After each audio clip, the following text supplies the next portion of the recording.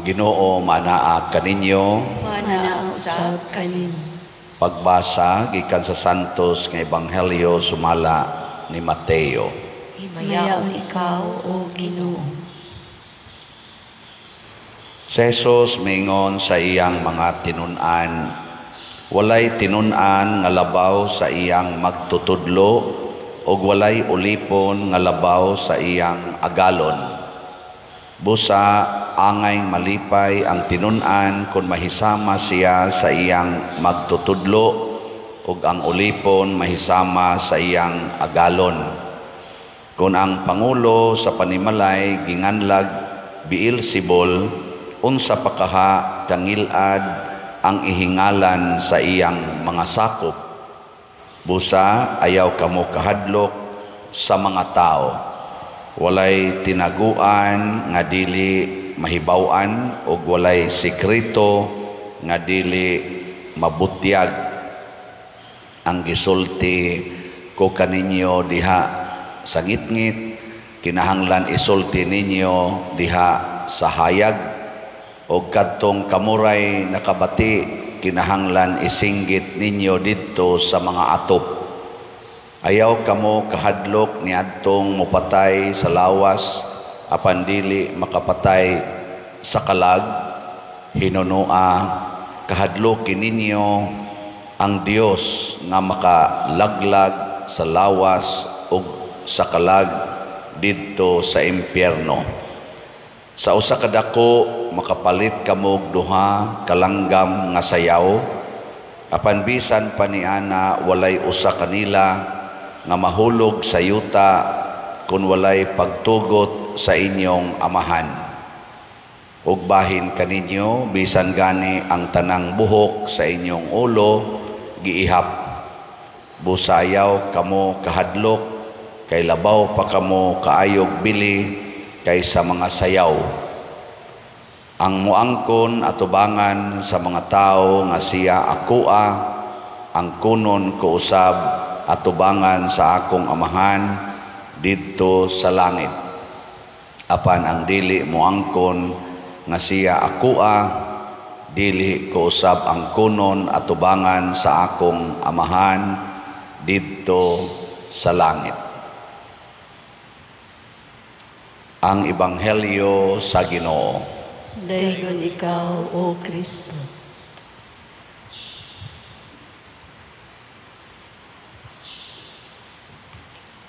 Dinhi sa atong tubag sa Salmo, ningon ta nga ang Ginoo hari, gibistihan siya sa kahalangdon. O kining maong kahimtang harianon nakita ni diri sa atong unang pagbasa ni Propeta Isaías, nakita niya ang kahimtang didto sa langit. O gani nakaingon siya nga di man ko angayan nga ibutang dinhi kay hugaw man ko, hasta akong baba hugaw niya. Nadayon to ni lupad na kirubin gadag baga, gibutangan sa gihirag baga iyang baba. Ningon dayon gipasaylo na ang imo mga sala, pwede na kamutabi.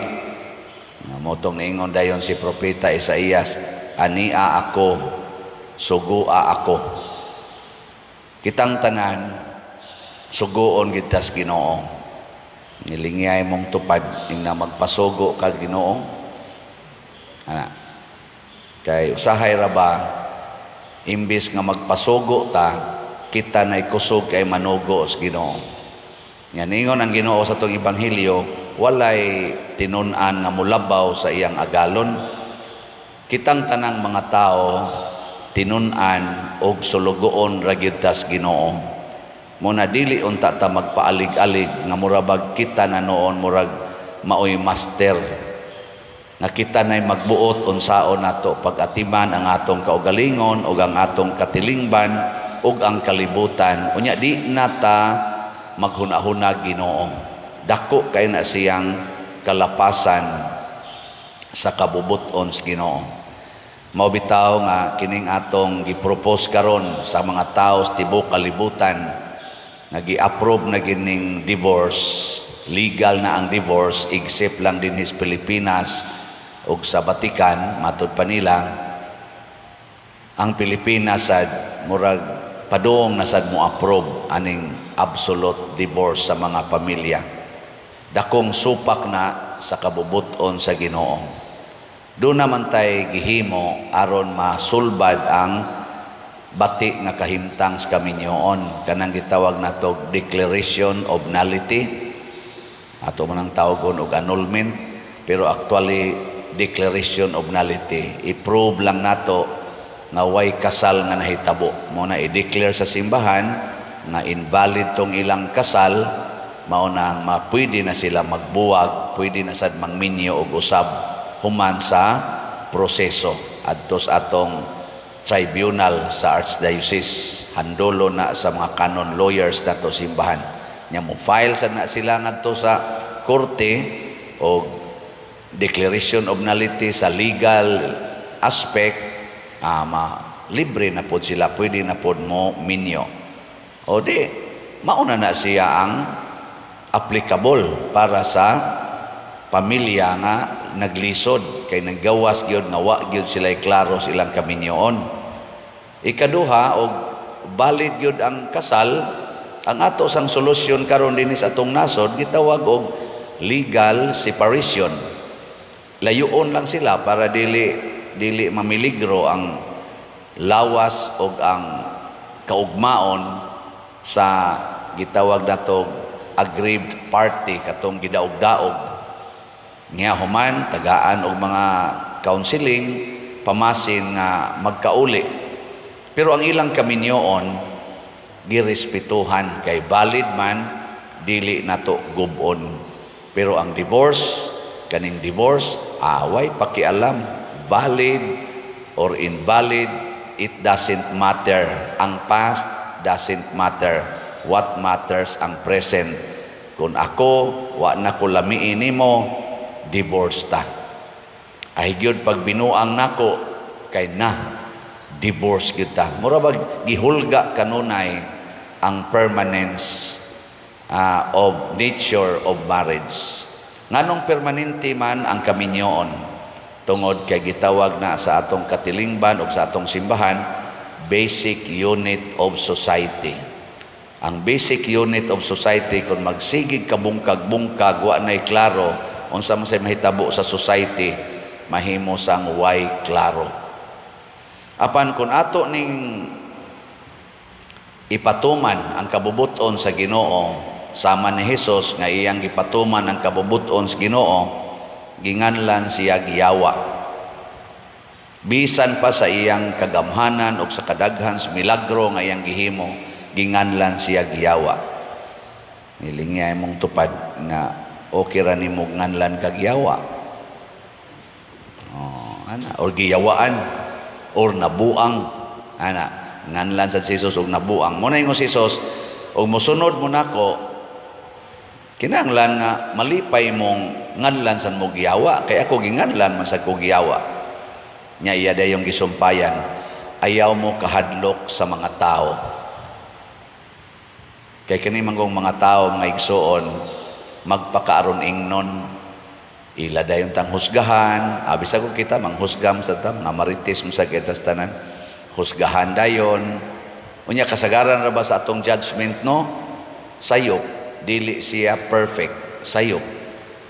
Moingon dayon ta ini kaulayan, ay abi man nako, ay sayop man di ay. Dili ba tinuod kaayo ang atong judgment bisan pagkanang niabot nag Supreme Court, di gyapon ta kaingon nga sakto na kay ngano man kanunay gid nang butangan og gitawag og imperfection of judgment. Di gid ta ka kompleto sa kamatuoran. Kinsa may atong kahadlukan matud pas Ginoo ang Dios. Matud pa ni Hesus, kahadluki ang Dios kay gawas nga iyang patyon inyong lawas, ibanlod pagyod ang inyong kalag sa impierno. Pasabot ang Ginoo ra ginahibaw sa atong sala. Sa tinud-anay gid natong sala.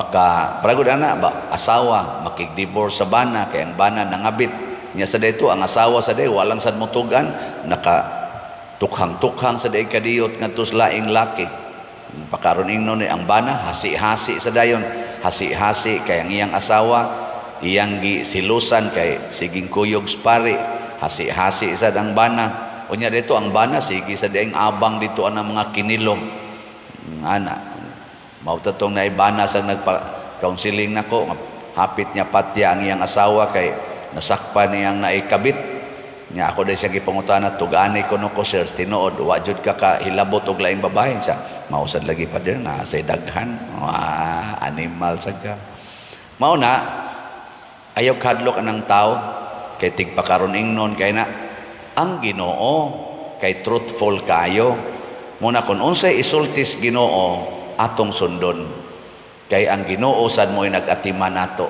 matud pagay niya kana kay mga langgam mga balili o uban pang mga hayop giatiman na sa Dios kita hasta ganing atong buhok sa ulo apil na nang wa nay buhok giihap sa Ginoo ikaw niya pa rin, wala na may buhok. Gihap ya puntos Ginoo before nangahog. Gitugutan. Pasabot, siya'y magbuot para nato. Siya'y muhatag natog kaayuhan. Siya sad ang muhukom nato. Una, ang mahal nga Birhen Maria nga atong gipasidunggan, gitawagid siya bulahan sa tanang mga babae. Ngano man, o sa tanang binuhat, siya'y bulahan. Nga naman, tungod kay nagsunod ra gyud siya sa kabubuton sa Ginoo. Sulugoon ako sa Dios, matuman dinhi kanako sumala sa imong pulong. Munay pulong ni Maria. Ang mga santo sad, sama sad ni Propeta Isaías, kanunay sang moingon, ania ako Ginoo, mianhi ako aron pagtuman sa imong kabubuton. Kamoron diha, mustaman. Ni anhi ba mo aron pagtuman sa kabubuton sa Ginoo? Saban, anhi mo wa mutuman mo dili. Ug unsa may usas kabubuton sa Ginoo? No to divorce. Yes to marriage and family. Ikaduha, no to sin. Yes to suffering and death without sin. Sa dili pa mo abot ning tanan sa may laing kabubutos Ginoo pamalit mog slat ang slat mo'y atong paliton pasabot kanang tanan nimong bahandi ihatag na sa mga nanginahanglan ayaw pagsigig tigom ana hangtod mahadlok na lang noong kang magantos mahadlok na lang noong kang mamatay ipanghatag na siya nya kun imo na nang mahatag ang tanan congratulations kay ang mahibilin diha nimo mauna ang Ginoo dili na ning mga kwarta dili na ning dungog dili na ning health dinis kalibutan nga pulos mga lumalabay ang mahibilin mao ang Ginoo ug ang iyang mga buhat nga maoy mulungtad gina hangtod sa katapusan sa atong pagsunod sa Ginoo usahay malipat ta siyawa kay dayon tag-ingon Lord nagbinuotan gyud ko nimo unsa pa may akong buhaton aron maayo ko sa akong sakit unsa may sa nako Lord nga nagsige manigsuyop akong bana or akong anak kani mga sayop magid nga mga pangutana ngano man dili ang kasakit o ang sakit dinhis kalibutan dili na tungod kay buangon ka kung dili tungod kay ang yawa mo'y niatake nato gitugutan as Ginoo tungod kay mga lumalabay ra na ang importante di ta magsigig focus anay mga sakit o kasakit kung dili unsay grasyas Ginoong gihatag ngan hinato sige na kay sakit pero wa man sa kay sala di okay kayo naa kay kasakit gitorture ka sa imong pamilya sa imong bana o sa imong asawa Wa man sa ka mag-torture nila. O, kana mo importante kayo. Giilugan ka sa imong kabtangan, gihikawa na kastanan. Wa man sa ka magsigig kasuko nila. Imo man sang gidawat nga mapaubsanon. Check, gihapon. Nya, mahimo na nato, mauna na siya ang gitawag og kinabuhi diha ni Kristo. Isip iyang tinunan, isip iyang sulugoon. Gikatapusang lingi sa imong tupad ing na nga sugod karon mukuyog na gyudtas Ginoo. Kuyog na ta. Ug ang Ginoo moingon, simba, ayaw lang sa trabaho, biyain ang trabaho, simba. Aron igabot nimo dito na nakay warning letter. Nya igsunod adlaw, simba lang gyapon, di gyapon kamo trabaho, termination letter. Ika-terminate nimo, sige na lang kag simba, wa na kay kaon, unsa may sunod? Acute ulcer. Sige lang gyapon kag simba, wa kay kaon, say sunod. Bilaran na ka. Patay man ka. Nya igabot na nimo nga namatay na ka, asa man paduang imong kalag, nay ulcer. Wa. Ngihanlag kwarta. Wa. Hain man paduong, ato as langit. Pero dili sa na mao kay nagpasagad naman sa kas imong health. Kay kung magsigi sa tagsimba, tudluan lagi tas Ginoo unsay angayng buhaton. Gani ang una niyang itudlo, pagkugi gyud, ayaw pagtinapulan. Kay sala ng pagtinapulan, pagkugi. Muna ang taong kusog mo simba, kusog mo sunod sa Ginoo, may sad kay nang mo trabaho. Ang tao sad nga kusog kay mo simba, kusog kayong mo sunod sa Ginoo, may sad kay nang mo amping sa iyang panglawas.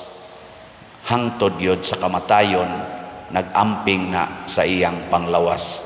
Kaya nga naman, health is also another great gift of God. Nya atong atimanon ang atong health. Mao na siya ang tinuod nga pagsunod sa Ginoo, dili pagpasagad, kung dili pagsunod nga matinud-anon. Unya maalamon nga pagsunod. Kining tanan gihimo ni sa mahal nga Birhen Maria. Ngandoy ta nga kita untang tanan makabuhat usab niini alang sa kalambuan sa atong kinabuhi ug alang usab sa kaayuhan unta ug kasulbaran ining kagubot karon ug kadaotan nga nahitabo sa kalibutan. Ngato mga benefactors and donors atong iampo kay sige ni sila tabang nato. Ugma na lang ko adi-adi ko i-update ron sa atong kuan, atong slots. Tanawa di ba dako-dako na taghalin atong kuan, atong SBF DAG para sa atong kumbento na nay 29,371 ka slots atong halin. 30,629 pa ang available. Hapit na ni sila mo equal. Basin pag mo equal na ni ugma, no? Ug mamalit lang tang tanan, sunod tas Ginoo.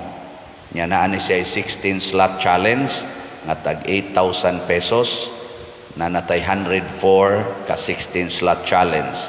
Ang ato sang MMHD para sa Kapilinya di Fatima dito sa San Remigio karon ika-13 ra baron. Dako rong misa dito na nasa tay halin nga 4,052 ka slots, 3,417 ang dinhi sa ato sa parokya, nya 635 slots ang dito sa Kapilinya. Naanalay na hibilin nga 1,948 ka slots.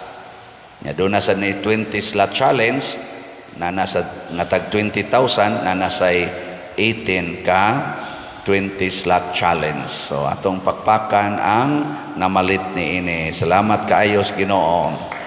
Unya atong padayonon sa pagpahinomdom ninyo nga kining inyong pagpadala og kwarta dinhi sa atong parokya sa mga donations, ipasubay gyud sa atong official nga account numbers, GCash o bank accounts Unya nganhi sad og magpadala sa mos kwarta padala sa akong ngalan gyud or sa ngalan sa ato mga other contact persons nga atong ipakita dinhi panahon sa atong misa during offertory song o sa atong kanini ang final song. So tanawa gid niyo dinhi sa atong YouTube channel kaning Padre Siano Ubod ang atong official information nga i-flash nato sa screen panahon sa offertory song o final song. Haron di gyud mo masaag padulong sa pagpadala og inyong mga hinabang. Manindog ta. Mga igsuon, nagkatigom kita isip katilingban uban sa mahal nga Birhen Maria, malaumon kitang moingon, amahan patalinghugi kami. Amahan patalinghugi kami. Nga ang Santo Papa si Papa Francisco ang mga kaobispuhan ug ang tanan nga gitawag aron sa pagiya sa katawhan sa Dios magdumala kanila ngadto sa kahibalo ug sa pagtuo diha kang Kristo magampo kita sa Ginoo. Amahan patalinghugi kami. Ngahatagan kita sa grasya sa pagsagubang sa mga malisod nga sitwasyon uban ang kusog sayod nga ang Ginoo kanunay anaa sa atong kiliran aron paghatag kanatog kusog magampo kita sa Ginoo. Amahan patalinghugi kami. Nga ang mga batan-on nga namalandong sa tawag sa pagkapari o pagkarelihiyoso makabuntog sa ilang mga pagduha-duha, kahadlok o kawalay kasiguruan magampo kita sa Ginoo. Amahan patalinghugi kami. Nga ang mga masakiton makasinati sa pag-alim o kahupayan nga bugtong dala ni Kristo magampo kita sa Ginoo. Amahan patalinghugi kami. Nga si Halangdong Teofilo Kamumot isipon unta sa Ginoo nga takos nga mabayaw ngadto sa altar sa mga santos magampo kita sa Ginoo. Amahan patalinghugi kami. Nga ang mga proyekto dinhi sa atong simbahan pinaagi sa pangama ug paggiya ni San Vicente Ferrer magmalampuson og mahuman unta sumala sa atong mga giplano o gipangandoy magampo kita sa Ginoo. Amahan patalinghugi kami. Nga ang tanang nga benefactors ug donors sa atong simbahan nga mihatag og pinansyal og lain-laing hinabang ug alang sa mga nagtrabaho dinhi sa atong mga proyekto nga hatagan unta sila sa Ginoo ug daghan pang mga grasya sa ilang kinabuhi malikay sila sa mga kadautan ug malampos unta ang tanan nilang mga paningkamot magampo kita sa Ginoo. Amahan patalinghugi kami. Nga ang mga matuohong mipahulay na makaani sa ganti sa ilang pagbudlay didto sa walay katapusang gingharian sa Dios magampo kita sa Ginoo. Amahan patalinghugi kami. Langit nun og mahigugmaong Amahan, dawata kining among mga pagampo nga gituboy namo dihas gugmag pagtuo sa pangama sa mahal nga Birhen Maria, pinaagi ni Kristo nga among Ginoo. Amen.